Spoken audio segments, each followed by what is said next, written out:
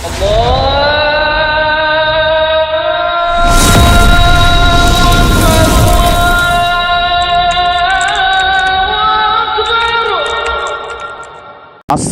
আলাইকুম ওয়া রাহমাতুল্লাহি ওয়া বারাকাতুহু।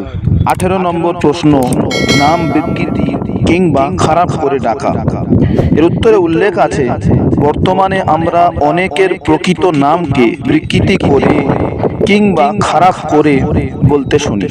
যেমন বাশিরকে বাঁশি, রাকিবকে ওকি, অর্থাৎ মূল নামকে বিকৃতভাবে উচ্চারণ করা হয়। অনেক সময় এমন নাম ধরে তাদেরকে ঠাট্টা বিদ্রূপ করা হয়। এভাবে ডাকা ইসলামী শরীয়তে নিষেধ।